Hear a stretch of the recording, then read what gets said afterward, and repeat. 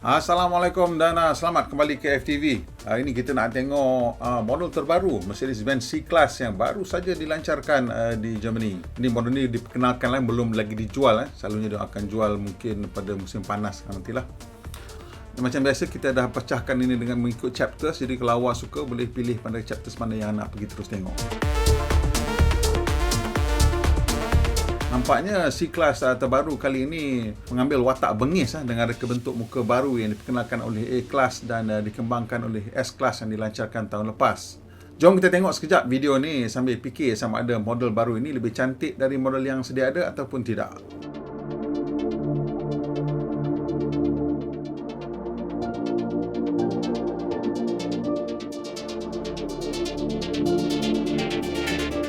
Reka bentuk kali ini mengambil inspirasi pencirian dan kemasan dari Lego S-Class terbaru. Tetapi dari segi nisbah bentuk, ianya adalah pembangunan dari generasi sebelumnya di mana Mercedes-Benz mengambil langkah untuk kembali ke reka bentuk kenderaan tradisional tahun 1930-an dengan bonet panjang dan ekor yang pendek.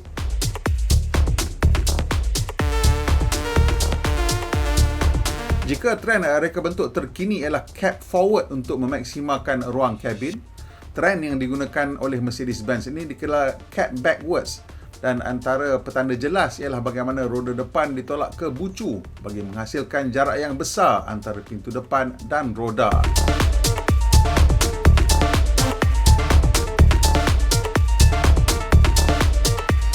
Ini menjadikan bonet kelihatan panjang dan lebih klasik. Secara keseluruhan, reka bentuk ini kelihatan lebih santai tetapi klasik dan sesuai dengan imej Mercedes-Benz sebagai kayu pengukur kemewahan dunia otomotif. Penggunaan permukaan yang tenang walaupun sculpted di sisi membolehkan kita fokus kepada satu saja garisan sifat pada bahu yang menghasilkan satu visual yang kukuh dan yakin. Kuda-kuda dia nampak tegap. Walaupun saya gemar dengan nisbah bentuk ataupun proportion yang kelihatan berkeyakinan tinggi ini secara keseluruhannya, muka bengis C-Class baru ni saya masih belum boleh hadam sama ada saya suka ataupun tidak.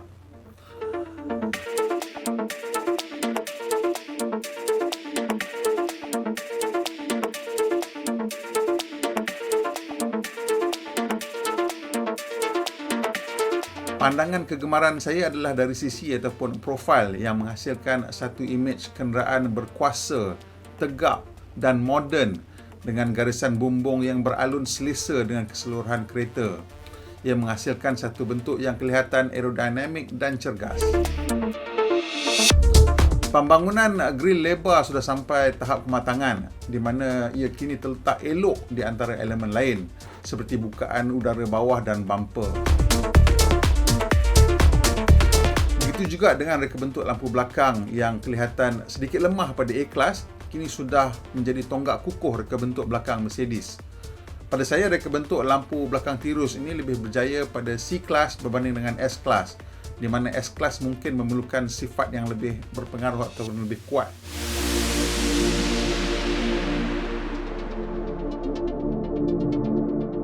Macam mana pun, reka bentuk ini jelas watak Mercedes terkini dan ianya satu gaya yang koheren pada keseluruhan produk mereka daripada A sampailah ke semua SUV. Sayangnya, Mercedes kini sudah hampir menjadi seperti Audi, di mana jika kalau kita bukan seorang peminat jenama, sukalah untuk kita cam yang mana satu C-Class, yang mana satu E-Class ataupun yang mana satu S-Class daripada jauh. Kalau kita tengok daripada depan, daripada tepi mungkin boleh nampak lagi kan panjang dan besar dia. Sebenarnya dulu tak macam tu. Dulu setiap line model tu ada identiti tersendiri.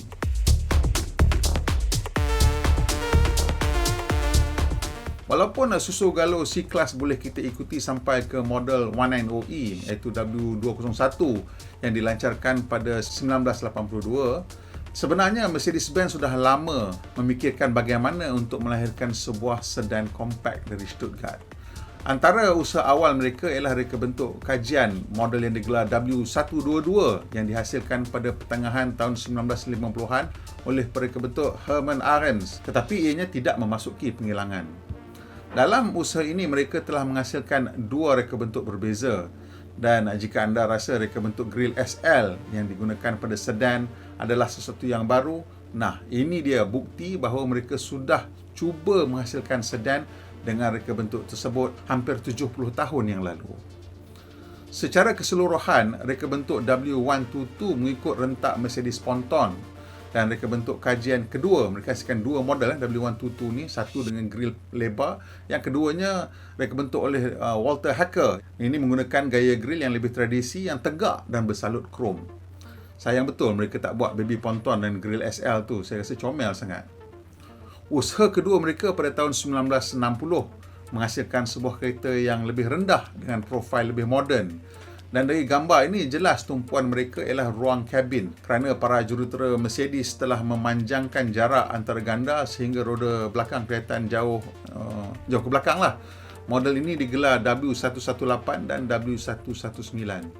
Sekilas pandang saya nampak macam merupa NSU RO80 pun ada. Yang ini pelik sikit pada mata saya, dan kerana mungkin identiti Mercedes tidak begitu jelas. Dan kalau tak ada jeriji SL dan logo, memang kita tak boleh nampak yang ini sebuah Mercedes. Pada saya lah. Model 190E ialah baby Benz pertama. Dan sehingga kini, pada saya ianya antara reka bentuk kereta kompak paling ikonik, padat dengan gaya dan lenggok reka bentuk Stuttgart. Reka bentuknya cukup bagus untuk bertahan selama 11 tahun daripada 1982 sehingga 1993. Dan ia juga model pertama yang memperkenalkan konsep sedan Mercedes berprestasi tinggi. Kalau sebelum ni BMW je ada MK, Mercedes tak ada. Ini yang pertama. Bermula dengan model 2.3 liter 16 injak yang digelar 2.3 16 valve, mereka meningkatkan prestasi kepada varian 2.5 16 valve, kemudian model 2.5 16 valve Evolution, dan terakhir sekali 2.5 16 valve Evolution 2.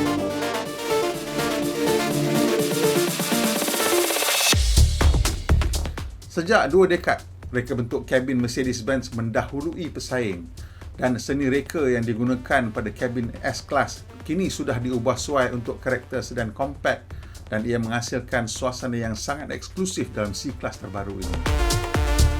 Reka bentuk berlapis dengan skrin besar pembahagi kabin menjana satu gaya moden dan sporty.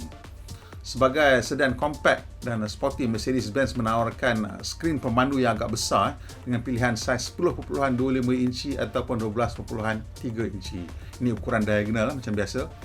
Skrin tengah pula detailingkan ke arah pemandu sebanyak 6 darjah dan datang dalam dua saiz, iaitu 9.5 inci sebagai piawai ataupun pilihan yang lebih besar 11.9 inci. Cara reka bentuk Mercedes menghasilkan perubahan antara skrin yang besar tu dan keseluruhan papan pemuka dan konsol tengah agak unik.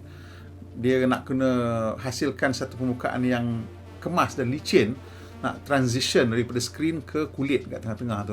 Jadi mereka menggunakan konsol tengah dan daripada flat surface dia turun jadi cembung, kemudian ada chrome finish, nak separatekan ataupun nak asingkan keduanya.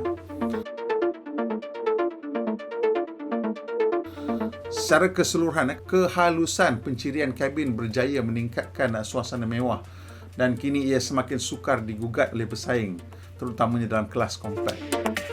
Selain daripada reka bentuk yang semakin ranggi, kabin kereta baru ini juga lebih lapang lah, dengan ruang siku ditambah 22mm, untuk ruang kepala pula 15mm lebih tinggi di depan dan 13mm lebih tinggi untuk penumpang belakang.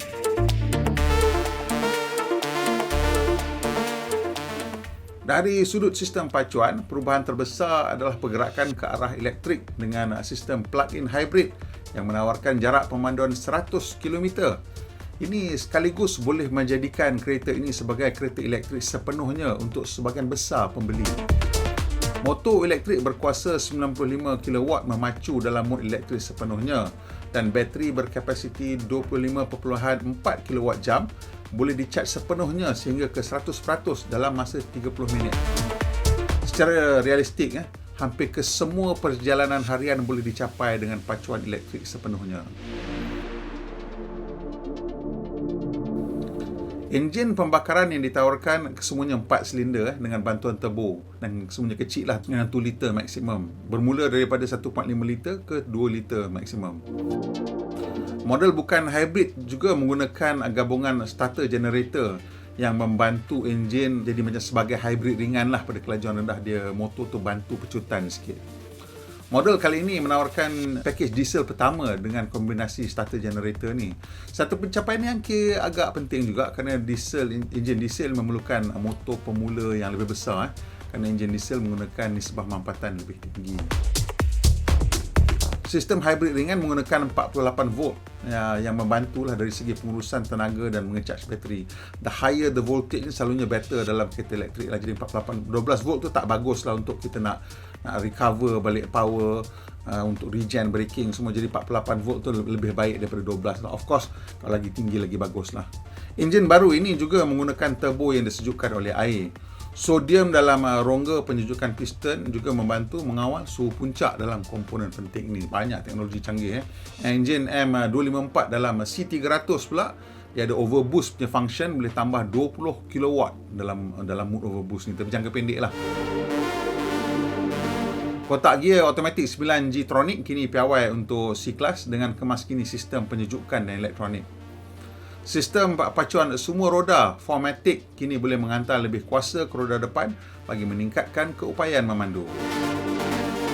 Sistem gantungan juga telah diperbaiki dengan reka bentuk 4-link di depan dan multi-link di belakang yang membolehkan tahap gegaran dikurangkan di samping meningkatkan kawalan kenderaan. Sistem spring udara kini piawai untuk ganda belakang C-Class versi plug-in hybrid. Ganda belakang dengan kawalan arah maksimum 2.5 darjah membantu mengurangkan radius pusingan kepada 10.64 meter. Pada kelajuan rendah iaitu bawah 90 km sejam, ganda belakang akan melawan arah steering. Ini bagi memudahkan kita memandu pada kelajuan rendah yang selalunya banyak selekor ketat-ketat dalam bandar kan, selekor tajam nak mencelah ke apa ke.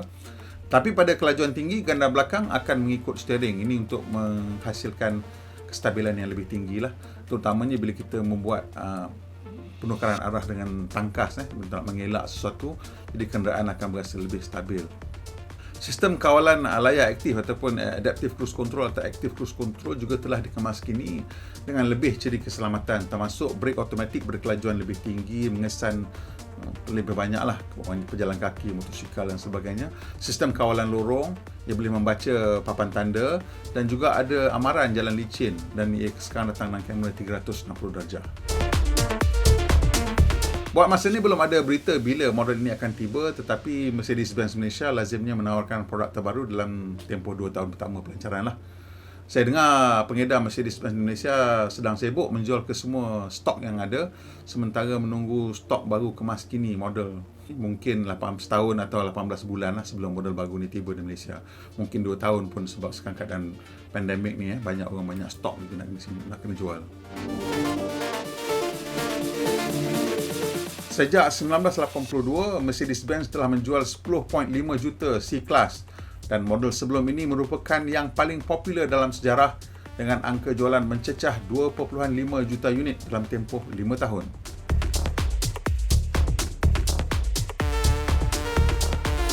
Okey, selepas ni akan ada full specification, akan rolling credit. Jadi kalau dah tengok sampai sini, saya ucapkan terima kasih. Dan kalau suka tekan butang like, kalau bermanfaat kongsi dengan kawan-kawan. Dan macam biasa tolong subscribe, kalau dah subscribe tekan butang loceng supaya dapat makluman terkini bila kita buat naik video terbaru. Pemandu Malaysia, pemandu yang berhemah. Kita jumpa lagi insya-Allah.